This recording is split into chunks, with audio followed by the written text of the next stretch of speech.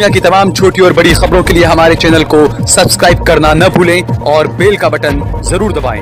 दिल्ली की सरहदों पर किसान डटे हुए हैं। सरकार से आज तकरीबन 7.5 घंटे बातचीत हुई, वार्तालाप हुआ, लेकिन उसके बावजूद भी कोई हल नहीं निकल पाया और बताया जा रहा है कि अब जो है वो 5 दिसंबर के रोज दोबारा बातचीत होगी किसानों की सरकार के साथ। वहीं दूसरी तरफ किसानों के मामले को लेकर एक बार फिर से देश में अवॉर्ड वापसी का सिलसिला शुरू हो चुका है। जी हां, 95 साला पंजाब के पूर्व मुख्यमंत्री प्रकाश सिंह बादल ने 2015 में मिले पद्म विभूषण अवार्ड को वापस लौटा दिया है।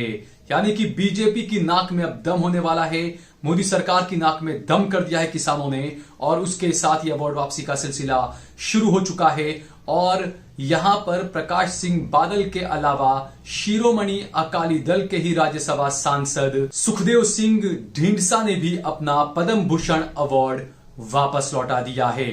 और यह भी कहा जा रहा है कि यह तो अभी शुरुआत है, क्योंकि किसानों ने ऐलान किया है कि 7 दिसंबर के रोज और भी लोग आगे आए और अपने अवार्ड को वापस करें। यानी कि अवार्ड वापसी का एक बार फिर से सिलसिला शुरू होने वाला है देश में। और बताया जा रहा है कि 7 दिसंबर के बाद जो है वो तकरीबन 30 और ऐसी हस्तियां होंगी जो अपने अवार्ड को वापस लौटाएंगी। इसमें पहलवान करतार सिंह का नाम भी शामिल है, जिन्होंने कहा है कि वो अपना अवार्ड वापस लौटाना चाहते हैं किसानों के समर्थन में। और इसके अलावा दूसरी खेल जगत की तकरीबन 30 ऐसी हस्तियां हैं जो अपना अवार्ड वापस लौटा सकती है। यानी कि सरकार ने किसानों के आंदोलन को कम आंका, हल्के में लिया, ध्यान नहीं दिया और अब जो है वो ये मामला बढ़ता ही जा रहा है। हम आपको बता दें कि प्रकाश सिंह बादल ने अपना अवार्ड वापस किया है। प्रकाश सिंह बादल की पार्टी शिरोमणि अकाली दल तकरीबन 22 साल से एनडीए का हिस्सा थी, लेकिन किसानों को लेकर जो अलग अलग 3 कानून जो पारित किए मोदी सरकार ने संसद में, उस कानून का विरोध करते हुए इसी साल सितंबर में शिरोमणि अकाली दल ने 22 साल पुराना नाता अपना एनडीए से तोड़ दिया था और अलग होने का ऐलान कर दिया था। और हरसिमरत कौर बादल जो हैं, जो सुखबीर बादल की पत्नी हैं, वो मोदी सरकार में मंत्री थी, उन्होंने जो है वो मंत्री पद से इस्तीफा दे दिया था और एनडीए से अलग होने का शिरोमणि अकाली दल ने ऐलान कर दिया था। तो ये देखा जाए तो कहीं ना कहीं जिस तरीके से किसान सड़क पर उतरा, उसी वक्त फौरन सरकार को हरकत में आना चाहिए था, लेकिन सरकार सोती रही। और किसानों ने जब दिल्ली की सरहदों पर बैरिकेड तोड़कर दिल्ली में घुसना शुरू कर दिया, उसके बाद सरकार जागी। सरकार को तब लगने लगा कि हालात जो है वो अब बिगड़ सकते हैं और इसीलिए आनंद फानंद में सरकार ने जो है अपने मंत्रियों को लगाया बातचीत के लिए। लेकिन आज जो है वो बातचीत बेनतीजा रही। तकरीबन 7.5 घंटे ये बातचीत चली, लेकिन बातचीत में जो है वो कुछ भी खास नहीं निकल पाया है। इससे पहले आज पंजाब के मुख्यमंत्री कैप्टन अमरिंदर सिंह ने जो है वो गृह मंत्री अमित शाह से मुलाकात की और उन्होंने मुलाकात के बाद कहा कि देश की सुरक्षा के सामने गंभीर खतरा है।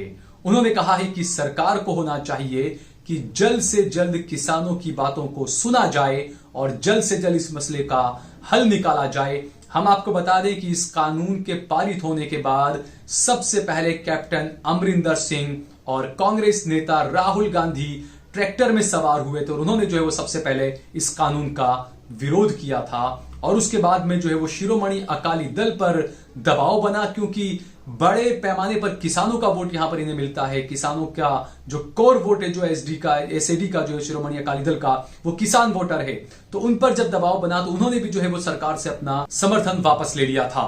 और अब जो है वो, हालांकि ये बात रुकने वाली नहीं है, चाहे अवार्ड वापसी का मामला हो, यह अवार्ड वापसी का सिलसिला और ज्यादा बढ़ सकता है। सरकार से समर्थन वापस लेने का मामला हो तो यह भी बढ़ सकता है, क्योंकि हमने आपको पहले बताया था कि हरियाणा के कुछ निर्दलीय विधायकों ने जो है अपना समर्थन ले लिया है सरकार से। इसके अलावा जो जेजेपी है, उसने भी जो है वो लाल आंख दिखाना शुरू कर दिया है।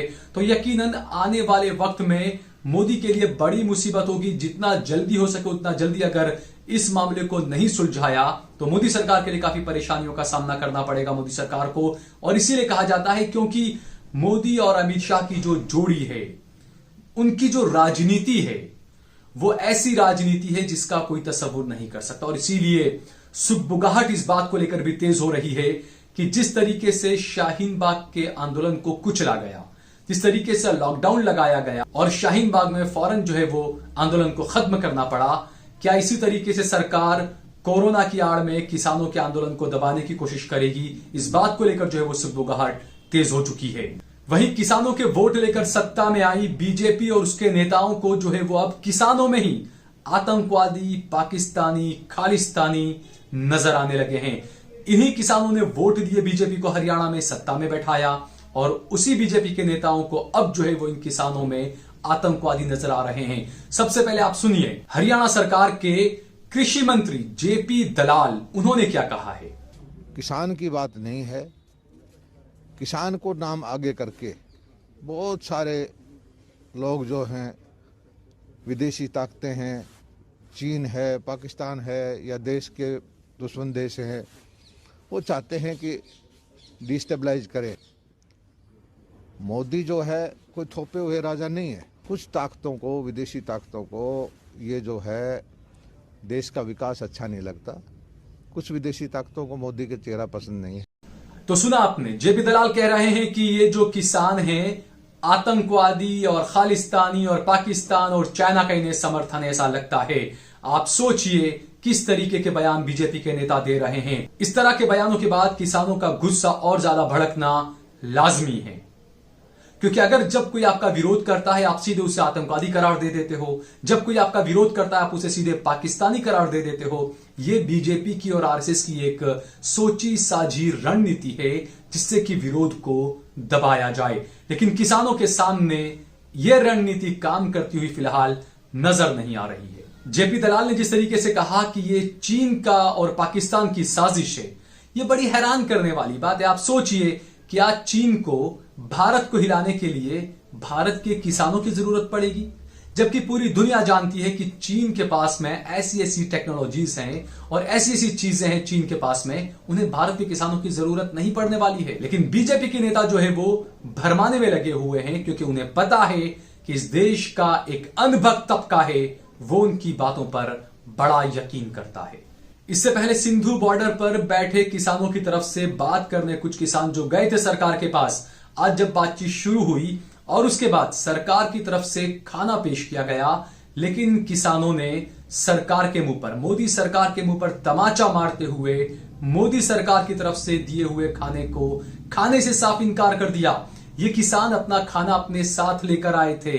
साथ ही इन किसानों ने मोदी के मंत्रियों को यह भी कहा, आप अपना खाना अपने पास रखिए, आप हमारे साथ सिंघू बॉर्डर पर आकर मिलिए, हम आपको जलेबी खिलाएंगे। उधर किसानों ने बीजेपी के नेता और हरियाणा सरकार के गृह मंत्री अनिल विज को भी जबरदस्त दौड़ा दिया। आज उनके काफिले को रोक लिया और जबरदस्त उनका विरोध हुआ। इतना ज्यादा विरोध हुआ कि अनिल विज को वहां से धूम दबाकर भागना पड़ा है। आप इस वीडियो को जरूर देखिए।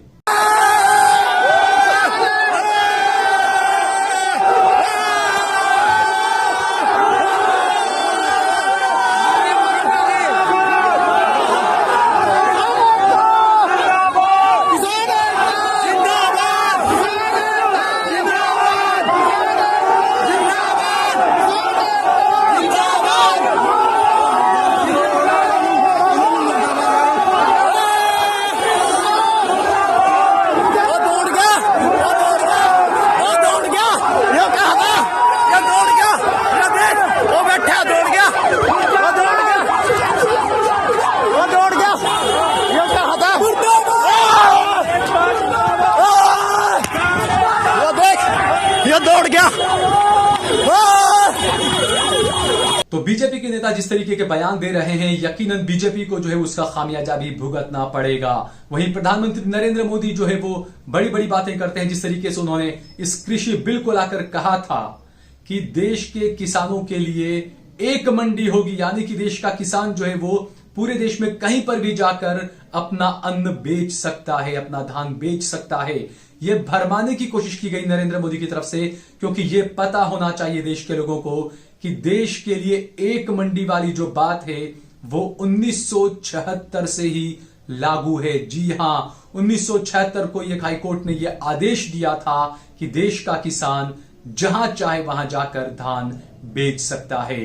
तो प्रधानमंत्री नरेंद्र मोदी किस तरीके की भरमाने की बातें कर रहे हैं, ये सभी को अब पता चल चुका है। और किसान जो हैं वो अब मानने के मूड में नहीं हैं। किसानों ने साफ कर दिया है कि जब तक ये तीनों कानून वापस नहीं लिए जाएंगे तब तक वो डट कर मुकाबला करेंगे, प्रदर्शन करेंगे और सरकार को इसका खामियाजा भुगतना पड़ेगा। अगर आपको हमारा ये वीडियो पसंद आया हो तो इस पर कमेंट करिए, इसे लाइक करिए और इसे ज्यादा से ज्यादा शेयर करिए। आप देख रहे हैं देश लाइव, देश की आवाज।